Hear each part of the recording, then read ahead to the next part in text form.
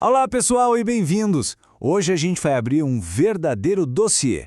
Um dossiê sobre um dos julgamentos mais famosos e, convenhamos, mais controversos da história. Nossa investigação começa agora mesmo. Então, a pergunta que fica é essa, né? Quem realmente condenou Jesus? E olha, a primeira resposta que vem à mente, tipo, foi Pilatos ou foram os romanos, é só a pontinha do iceberg. A verdade é que por trás de tudo isso existia uma máquina de poder, uma estrutura bem complexa e cheia, mas cheia de tensões. E a chave para a gente entender esse quebra-cabra todo está numa única palavra. Uma palavra que talvez você já tenha ouvido, mas que esconde muita coisa. Sinédrio. É essa instituição, esse conselho que a gente vai colocar sobre a nossa lupa hoje. Certo. Então vamos lá. Para a gente entender a decisão, a gente precisa entender quem eram os juízes, né? Quem formava esse conselho, qual era o poder real que eles tinham nas mãos. Vamos dissecar essa estrutura. Então, o que era o Sinédrio? Bom, imagina só. Pensa na Suprema Corte, no Congresso Nacional e na maior autoridade religiosa do país, tudo junto num único conselho. Era basicamente isso. Eles eram a lei em Jerusalém, controlavam a religião, a justiça, a política, mas, e sempre tem um mas, né? Eles faziam tudo isso debaixo do nariz, debaixo do poder do Império Romano. E não era um grupinho qualquer, não. A gente está falando de mais ou menos 71 membros. 71! Pensa nisso. 71 das pessoas mais influentes, mais poderosas da nação, todas reunidas numa sala para decidir o destino de alguém. A pressão devia ser imensa. Beleza, mas com tanta gente poderosa junta, quem é que mandava de verdade? Porque você sabe, onde tem poder, tem briga por poder. Tinha facções, tinha interesses. Vamos dar uma olhada em quem eram os chefões ali dentro. E aqui a coisa fica interessante porque o Sinédrio era basicamente dividido em dois grandes times que não se bicavam. De um lado você tinha os saduceus. Pensa neles como a elite, a aristocracia rica, os caras que controlavam a grana do templo e estavam sempre de olho no poder. Do outro lado, os fariseus. Eles eram os nerds da lei, os especialistas super populares com o povo por causa do foco na tradição. Esses dois grupos, olha, viviam batendo de frente. E essa estrutura toda era, sem exagero, um barril de pólvora.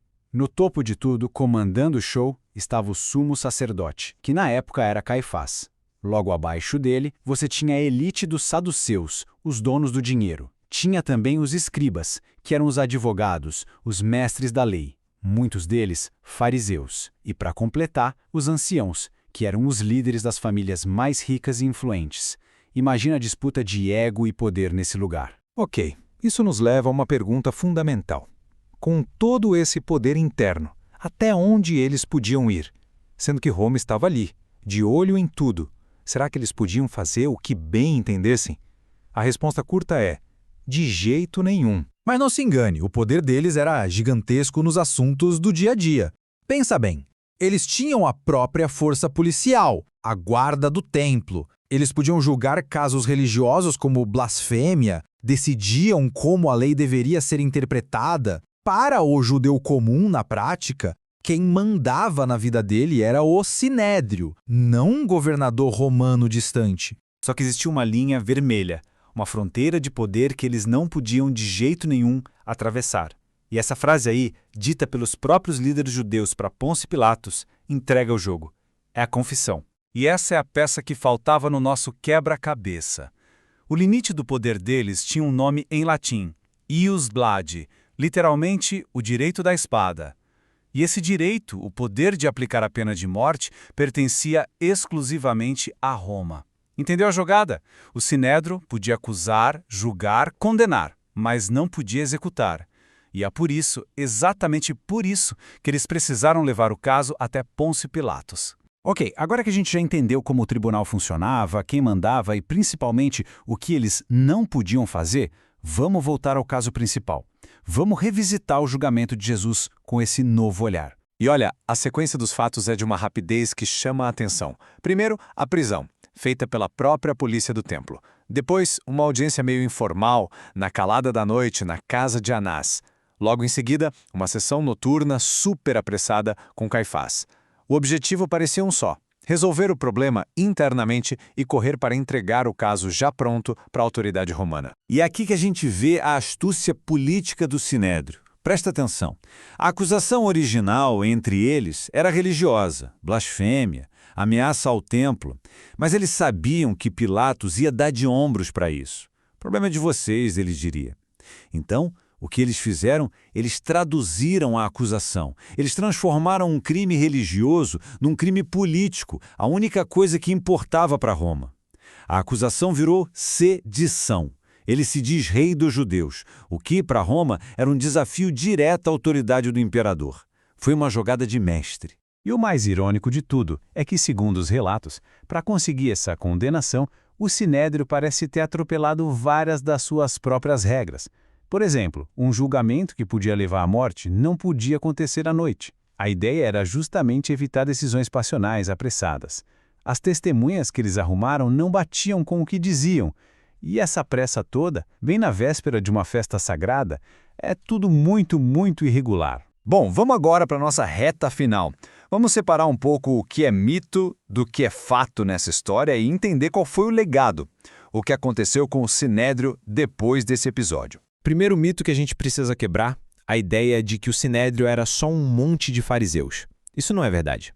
O fato é que a elite, os saduceus, os caras do dinheiro e do poder do templo, é que davam umas cartas nas grandes decisões. E essa, com certeza, foi uma grande decisão. Há outro mito bem comum, o de que eles podiam simplesmente condenar e executar quem eles quisessem.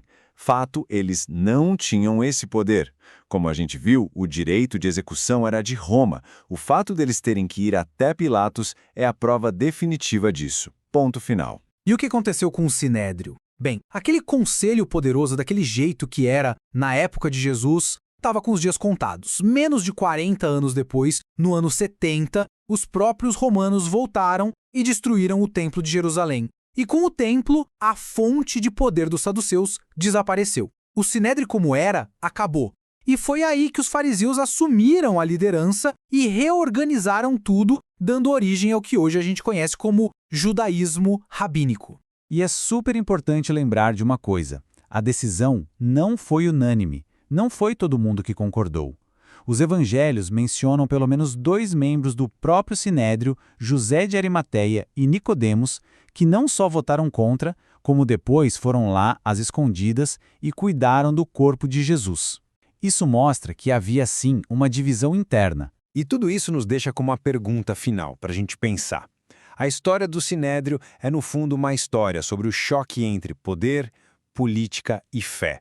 E aí eu te pergunto, esse conflito entre o que é a lei dos homens e o que se acredita ser a lei divina, essa tensão que foi o motor daquele julgamento, de que formas a gente vê isso ecoando hoje no nosso mundo, na nossa sociedade?